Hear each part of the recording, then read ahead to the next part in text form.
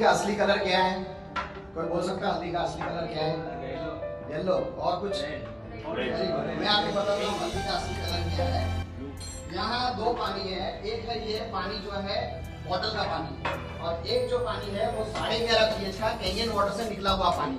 ठीक है, हम दोनों में एक एक चम्मच हल्दी डालते हैं और देखते हैं कि हल्दी का असली कलर क्या है।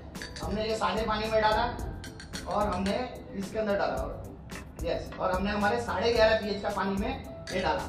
तो आप लोग देख सकते हो कि इसके अंदर कलर है जो है रेड हो गया और इसका कलर येलो रहा। यानी मेरा कहने का मतलब ये है, अगर आप 11.5 pH का अल्कलाइन वाटर रोज खाली थोड़ा सा पियोगे तो आजकल जो मौसम चेंज हो रहा है, आपको कभी जिंदगी में सर्दी खांसी ये सब कुछ नहीं आ सकता। तो थोड़ा थोड़ा 11.5 pH का हमारे कैनियन वाटर से निकला हुआ पानी रोज आप पियो।